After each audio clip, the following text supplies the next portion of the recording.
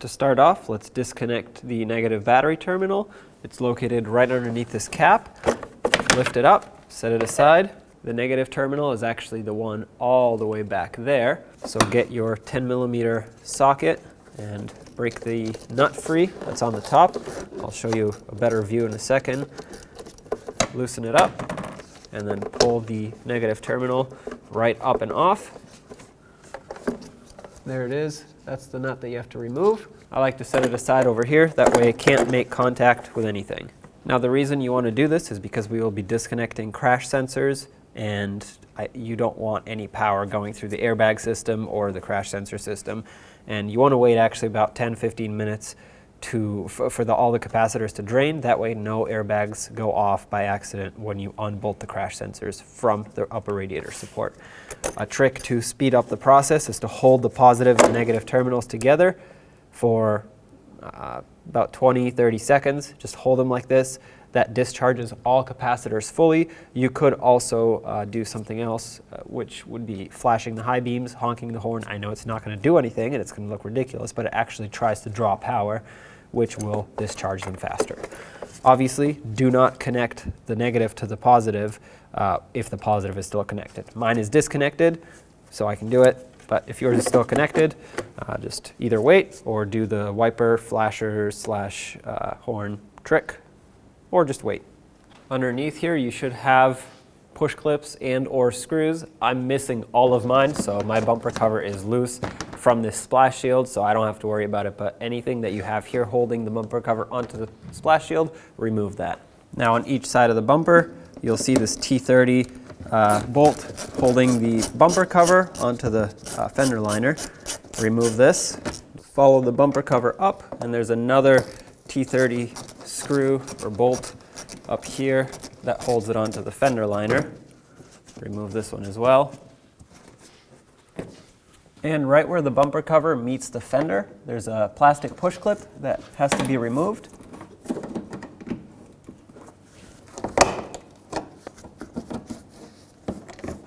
Take that out. Do the same to the other side. At the top here, you have 4 push clips that need to be removed. Pop out the center, and then remove the rest of the push clip.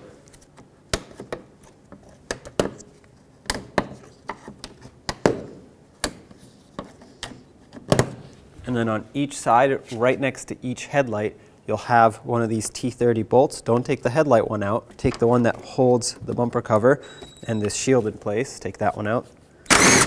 Do the same to the other side. Now we'll have to remove the cable for this latch mechanism. So take a little trim tool, or you could do this by hand if you think you have the finger strength. Take the cable, move it sideways, pop it out of here, set the cable aside. The bumper cover and the fender will have this piece right here, which is glued onto both. You can either peel it off, or what I'm going to do is cut it right here. That way I don't mess with the glue. I don't potentially get it to not stick anymore. So I'm just going to take a razor blade, cut through it, and the seam is almost invisible because it's such a thin cut. So now you can pull the bumper cover off. This will stay glued here, and this will stay glued on the fender. If you have fog lights, of course, this would be a good time to disconnect them. I don't, so I'm just going to take this bumper cover, pull straight out on it. Should pop out of place over here, pop it out from underneath the headlight. Let's go to the other side, do the same thing. Now if you look underneath the headlight, between the bumper and the headlight actually, it's really hard to see, but right here there's going to be like a hook that you have to pry up on. You can see that I'm prying up and pull the bumper cover out at the same time.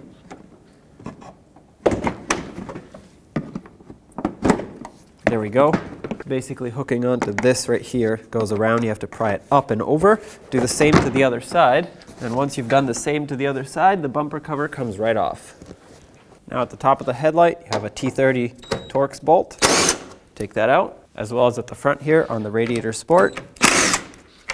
Now you can take the headlight, lift it up, and push it forward.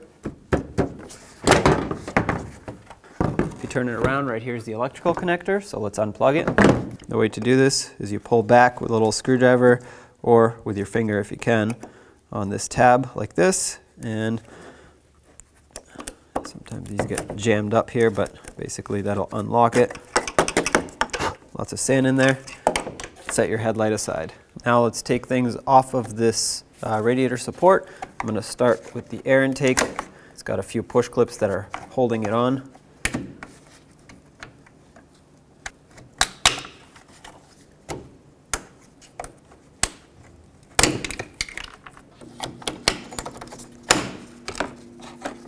And there it is. Set this aside. Let's remove these rubber pieces that stop the hood from shutting too far. There's a little tab underneath that you have to press. It's this one right here. Press it in, and then there's one on the other side, but once you press one in, you can lean it back this way and pull it up. Do the same to both sides. Let's pop off these cables that are attached here. Try to gently pry off these retainers. I want to keep the cables in the retainer, but I want to take this off of the radiator support.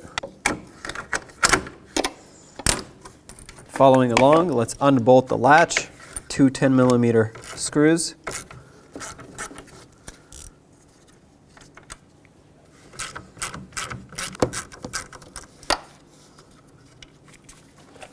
Pop this off. Okay, set this aside out of your way. Follow the cables along and remove them from wherever they're held in. Remove this rubber strap here, and let's take off this piece. Because we're removing this radiator support where the hood prop is attached to, we're going to have to find a different way of supporting the hood. I put my pry bar inside of the intake there, well, not inside, but in between the runners of the intake there. There's very little pressure on it, so I'm not going to crack that plastic. And then it's resting on the hood up here, and once I take this off, it's going to hold my hood perfectly in place and it's secure. Now coming down here, we can remove this prop rod by simply twisting it. There we go. Remove this plastic insert that it sits in. Next, I want to remove this piece here, and on each side of it, you'll see a little clip like this, basically like a retainer. And the way to remove this is by pulling the ear or the tab out. Pull this piece away. Of course, do that to both sides. Remove it, and then I'm gonna take this clip out of here because we'll need to reuse it on the new radiator support. Just pop it off and do the same to the other side. To continue, there are two 13mm bolts right here. Let's remove those. And then right here on the side, two 10mm bolts. Remove both of those as well. And do the same to the other side. Now grab this radiator support, wiggle it to make sure everything is broken free, and it is. And one of the last things is this support here for the radiator. There's a clip right here that you have to press in and down. I'm gonna grab a couple pocket screwdrivers and put one in here, and another one back here.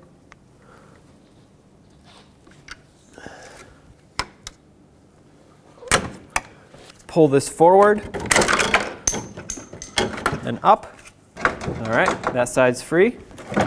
Pull this side up as well. I have this radiator support mount over here that I want to remove. So I'm going to unlock it just like I did on the other side.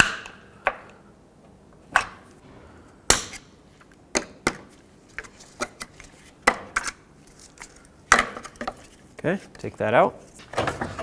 Continue removing it, but don't go too far because there's one last thing to unbolt.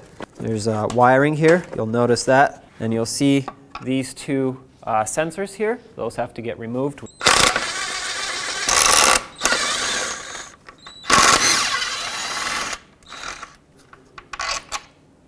Set those aside.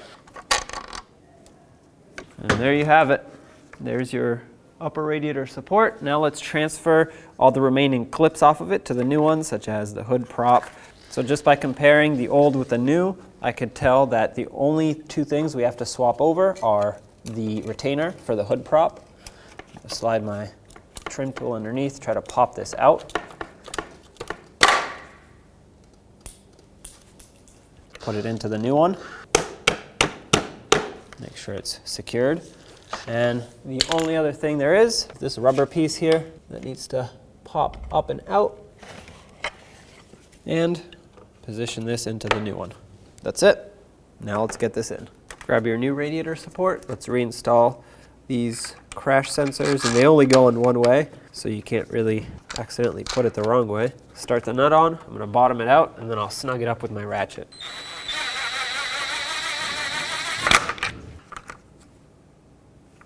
Nice and tight. Do the same to the other one. Now take this, flip it over, and I'm going to try to line it up with everything, such as the two little radiator support brackets here, the air intake, the bolt holes. Okay, this side is lined up with the fender and the radiator over here. Try to line up this air intake hose. I'm just going to work my way from one side to the other. Don't forget that this washer tank slides into the radiator support here. Okay, reattach this washer fluid tank. Okay, that's lined up, that's lined up. We're looking good on this side. Radiator's in on this side, that's lined up. Push this air intake duct into its location. Okay, I think it's time for the bolts. I'm going to start with the main bolts, this top one. Before I snug them, I'll do this bottom one.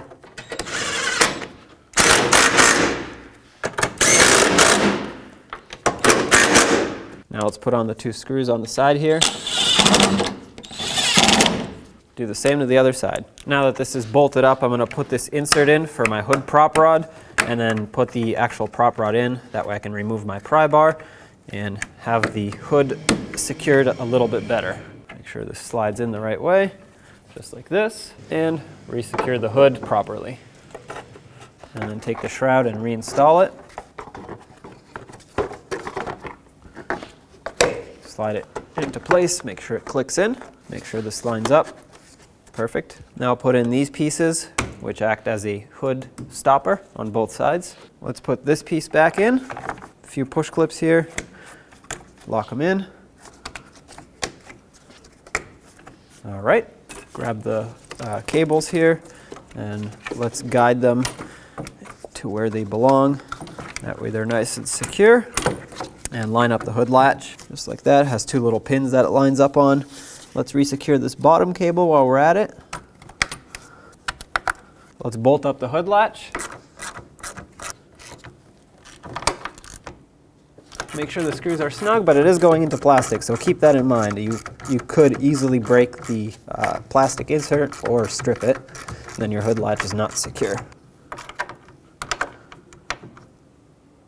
All right. Follow this along, resecure it where it needs to be secured. Next, grab your headlight, plug it in, make sure it clicks, and line it up with its mounting points. Start in the two screws and snug them up. Next, bring your bumper cover and line it up with all of its mounting locations. Make sure that underneath the headlights it snaps into where it needs to. And then up top it lines up. Perfect. Bring it over to the side here. Line that up. Get these two mounting screws in on both sides. Let's reattach the hood release cable. Put it down into the little lever and then lock the cable in like that. Now go across the top and put in the 4 push clips that lock this part in. Let's put back the screws that went in on the side here, as well as the push clip. And of course, do the same to both sides. And of course, if you had any push clips or screws going along the front to secure this splash shield, go ahead and put them on right now. Let's reconnect the battery now that we're done with the job. Tighten up this 10mm nut. I know I have my positive terminal off, but that's for a different reason. So assuming that yours is on, of course, put the cap on.